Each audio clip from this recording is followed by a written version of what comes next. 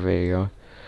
I'm here in Graduate Ship Tycoon, and I just came up with this video. So yeah, 5 things to do when you're bored. This video totally isn't copied by anyone. Nobody has ever done it before, I think. Totally hasn't.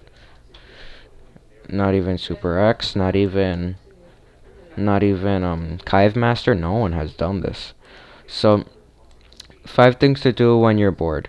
So the first one I want to do is first thing that I want to say is the off-road race. Now that's why I have this car here.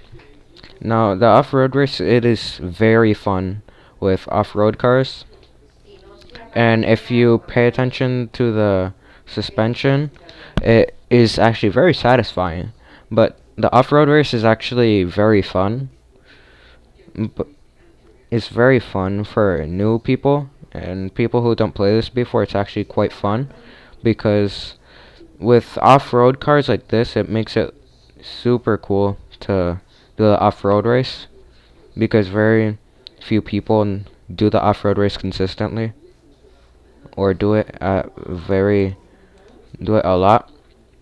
So some good off-road cars to do it in would be the Jeep 6x6, the Mercedes 6x6, the Cybertruck, the Audi Quattro too. You could do like a rally. You could do a rally by yourself. So if you are bored, you could just do a rally. You could do off-road. You could do circuit with this, and you could do a lot of things with the off-road race. Yeah. Next thing is drifting. Now drifting is actually super fun because when you have a car that you can control, it's super cool to drift.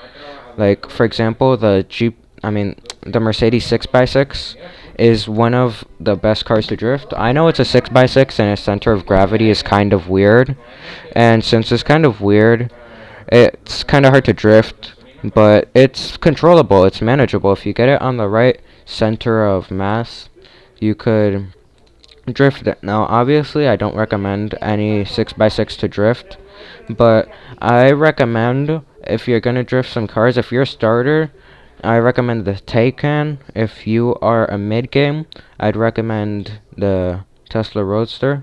And if you're a late game, I'd recommend any all-wheel drive car because all-wheel drives are super easy to control and super easy to drift. And easy control equals easy drift. Now, I'd like if Foxy could add better drifting mechanics like the ones from Driving Simulator, because those are, in my opinion, the best drift mechanics in any racing game, really.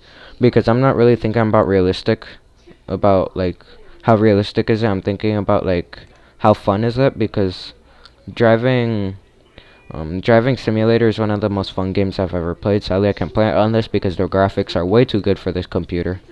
But yeah, let's not complain about that. Next thing is setting high scores at a track.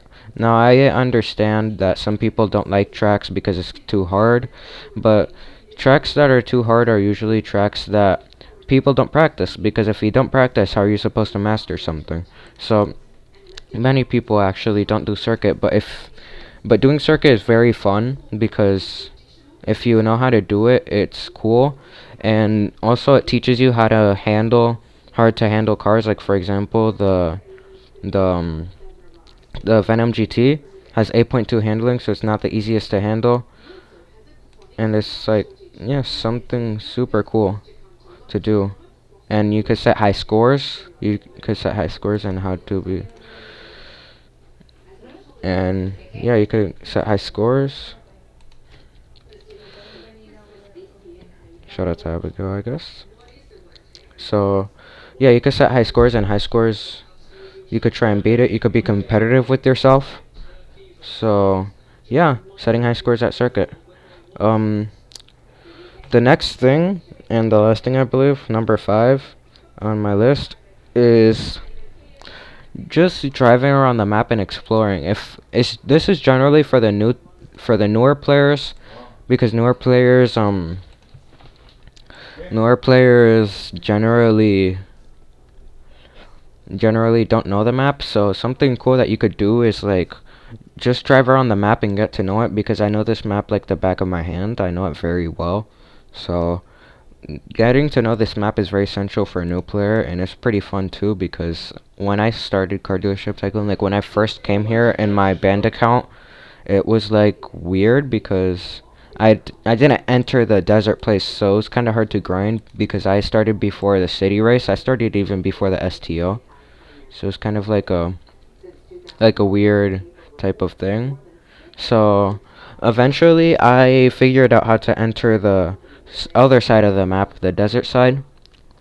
So yeah, it made Car Dealership Tycoon a lot more fun for me now that I know the map. But not just learning the map, just driving around and looking, like taking the views, going into mountains, taking jumps because jumps are super fun. I totally landed this. So taking jumps, doing a lot of stuff. Now, two bonus ones that I want to add so this video won't be so short is the first one is doing car shows. Now, car shows are very cool, but you could only do them in public servers because you obviously need people to do car shows. But car shows are super cool because you get to, if you have pros in your server, and I'm talking more to the newer players, if you have pros in your server, you could see cars that you've never seen before. Like, there's some people who have never seen this Bugatti or this Lambo or this Koenigsegg.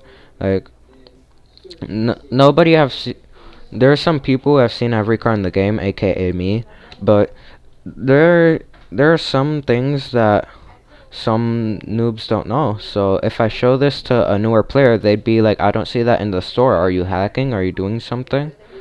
But so doing a car show as a newer player is generally more fun than older players because older players, they already know what's in the game, they already know the gist of the game, they already know how many cars there are, how many cars they missed, how many limiteds there are. Um, I had to super, by the way. So as a noob, it's very fun because you get to see cars like you've never seen before. Like I bet people have never seen. I don't know. I'm just giving an example. I bet people don't see the 6x6 too often or STO too often. So it's like kind of uh, it's like a thing for newer players because obviously this is for newer players who just get bored of the game really quickly, and also for the pro players. I have half of this list for the pro players and half of this list for the newer players. So it's like a half mix because there's some newer players that can't do this stuff because of just like they're not rich enough. And the second entry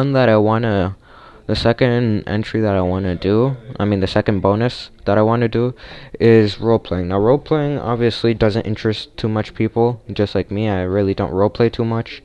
I do it sometimes if I get like extremely bored and I'm like, oh my goodness, what do I do now? But I generally don't role play, role role playing is actually a very fun alternative because it shows you, or not shows you, but it lets you have fun. And role playing is actually very fun to do.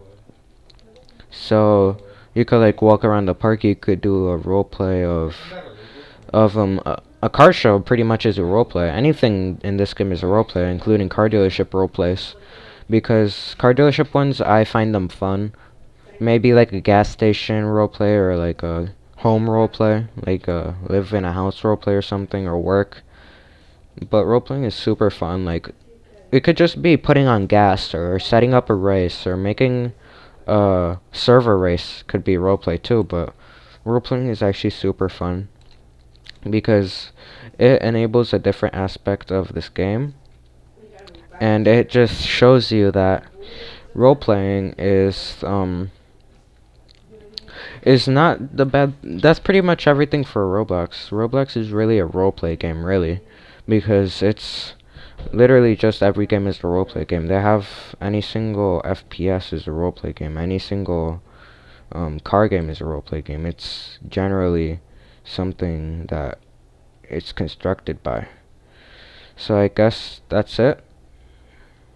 Um, Also, I wanted to mention that the um, the new update that is gonna go out. I heard that the new car is gonna be the FXXK Evo. So I might have that as my new channel car. Depends if it comes out or not because I don't know. I just heard it from friends, from rumors, so I don't know if it's true or not. So if it comes out, I'll definitely have it as a channel car. So I guess that's it for this video. Hope you guys enjoyed, and see you next time.